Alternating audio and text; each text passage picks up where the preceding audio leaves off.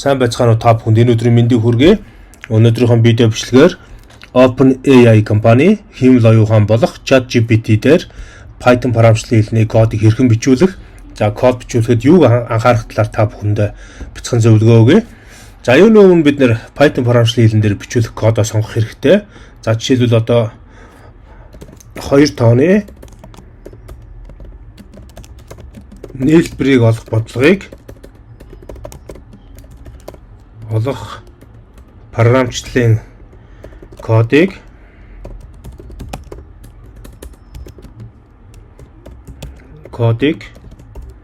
Python хэлээр бич гэж заавар өгье. Хэлээр бич. За ингээд команд өгсөн байна.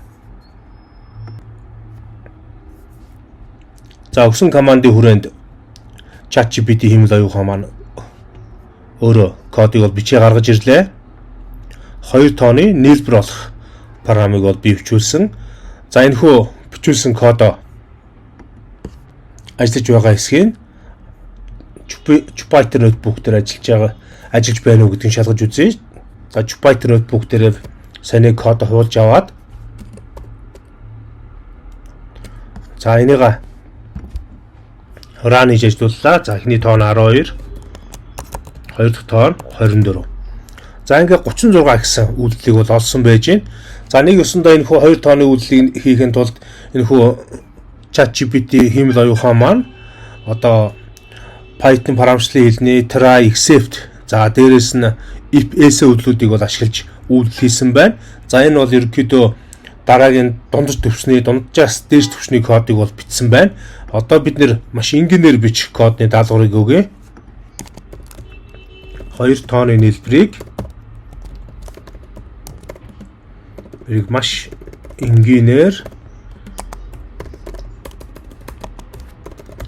Python програмчлалын хэлээр бич гэж команд өгье. Хэлээр бич. За командыг өглөө. За командын үр дүнд маш энгийнээр бичсэн хэлбэр маань энэ дээр гарч ирж байна. За энэ маань болж байна тийм үү. За одоо ингээд бид нар нэг өсөндөө энэ хүү бичсэн кодоо хуулж аваад Jupyter notebook дээр ажиллаж үзье.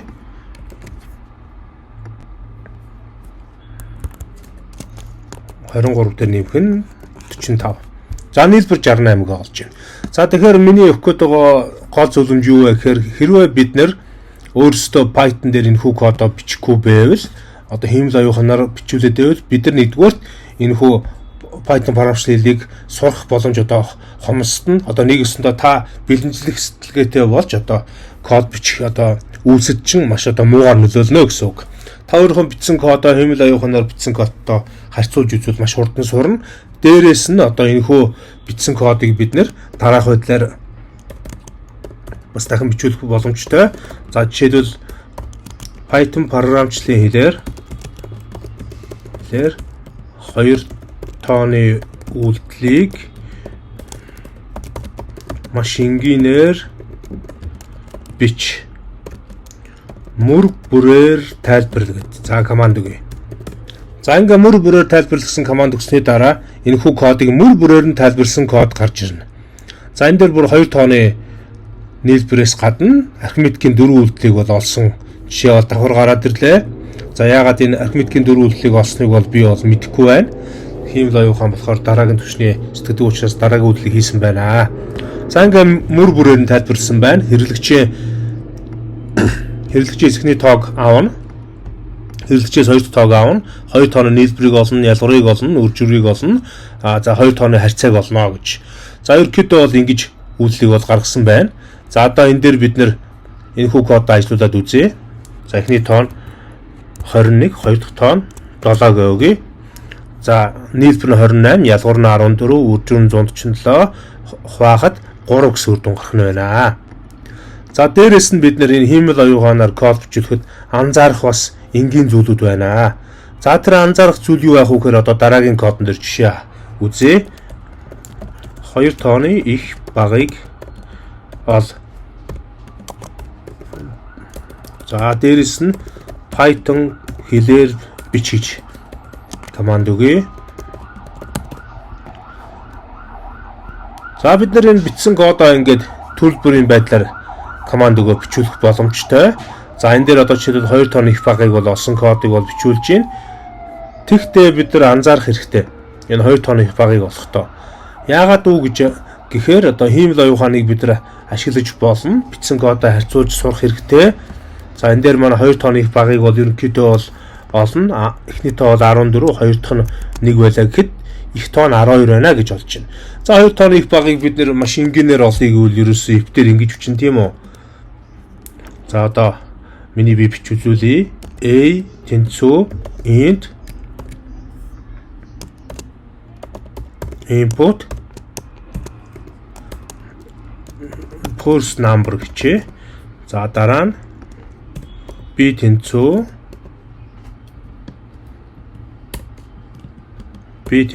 int input second number. За одоо if-ээр юусэн ингээл бол 2 тооны их багыг болоход if хэрвээ AS B эрс их бол print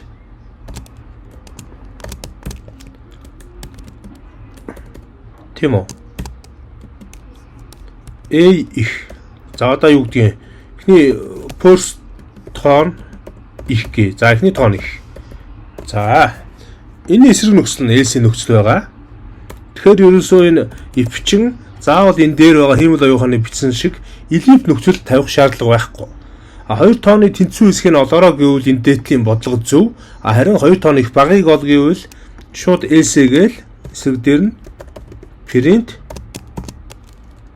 second тоон их гэдгийг хэлээ. За ингээл ажиглуулад үзэхэд бол маш энгийнээр бол кодыг бол бичих боломжтой байна. Бид нэр заавал одоо хиймэл оюуханаар код бичүүллээ гэдэг ерөнхийдөө бол илүү дүүллийг бол энэ дээр гаргаж ирж байгаа.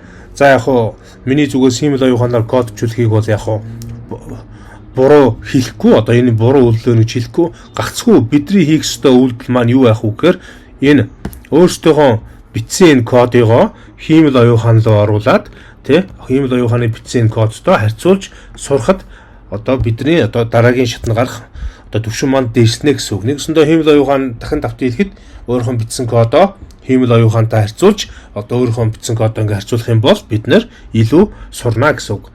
За одоо энэ код ингэж оруулаад энэ код зөв үг асууя тийм үү? Одоо хиймэл оюуханаар. За энэ код зөв ажиллана гэж хариу өгч байна. За яагаад зөв ажиллах болохоор ажиллахыг бол тайлбарлсан байж байна. За буцаа саний дээр очие. За яагаад зөв ажиллах нь бол тайлбарлсан байна.